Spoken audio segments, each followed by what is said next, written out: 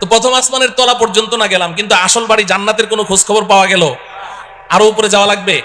এই জমিন থেকে প্রথম আসমানের তলা পর্যন্ত যতটুকু পথ আপনি পাড়ি দিয়েছেন, ভালো করে বুঝেন, এই জমিন থেকে প্রথম আসমানের তলা পর্যন্ত যতটুকু পথ পাড়ি দিয়েছেন, প্রথম আসমানটা মোটাও এই পরিমাণ। সুবহানাল্লাহ বলেন। প্রথম আসমানটা মোটাও এই পরিমাণ। এরপর প্রথম আসমান থেকে দ্বিতীয় আসমানের দূরত্ব এই পরিমাণ, দ্বিতীয় আসমানটাও মোটা এই পরিমাণ। এইভাবে আপনি উপরের দিকে যেতে থাকেন। তৃতীয় আসমান আবার মহাশূন্য, চতুর্থ আসমান আবার মহাশূন্য, পঞ্চম আসমান আবার মহাশূন্য, ষষ্ঠ আসমান আবার মহাশূন্য, সপ্তম আসমান। এই জমিন থেকে সপ্তম আসমানের ছাদ পর্যন্ত যতটুকু পথ আপনি অতিক্রম করেছেন, সপ্তম আসমান পার হয়ে আরো ঠিক এই সমপরিমাণ মহাশূন্য পাড়ি দিয়ে আপনি যদি উপরে যেতে পারেন, সেখানে গিয়ে পাবেন সিদরাতুল মুনতাহা। কি পাওয়া যাবে? সবাই আমার সাথে বলেন, সিদরাতুল মুনতাহা।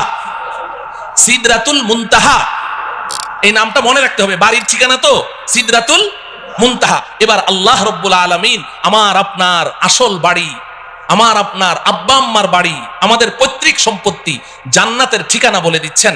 ইনদা সিদরাতিল মুনতাহা ইনদাহা জান্নাতুল মাওয়া। এই দুনিয়ার মুসলমান শুনে রাখো, আমি তোমাদের জন্য, আমার ইমানদার পরহেজগার বান্দাবান্দীদের জন্য আমি যেই বিশাল জান্নাত তৈরি করেছি, এই জান্নাতটা আমি আল্লাহ সিদরাতুল মুনতাহার নিকটে তৈরি করে রেখেছি। কোথায়? সিদরাতুল মুনতাহা। বলেন, সবাই বলেন, সিদরাতুল মুনতাহা। বাড়ির ঠিকানা জানা লাগবে না, বাড়ির এলাকার নাম জানতে হবে। আমাদের বাড়ির এলাকার নাম কি? সিদরাতুল মুনতাহা। আল্লাহ রাব্বুল আলামিন বলছেন, ওই সিদরাতুল মুনতাহার নিকটে আমি আল্লাহ জান্নাত নামের বাড়ি তৈরি করে রেখেছি। এখন ওরা জান্নাতকে অস্বীকার করে কেন? জিজ্ঞাসা করেন, বলবে যে আমাদের নাস্তিকদের একটা থিওরি আছে, যা চোখে দেখি না তা বিশ্বাস করি না।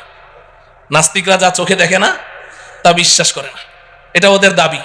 তো বলে যে আমরা পৃথিবীর উত্তর থেকে দক্ষিণ মেরু, পূর্ব থেকে পশ্চিমে, উপরে যেতে যেতে চাঁদের দেশ, মঙ্গল গ্রহ সবই তো ঘুরলাম, ওই জান্নাত তো কিছুই দেখলাম না, এই জন্য জান্নাত বলতে কিচ্ছু নেই।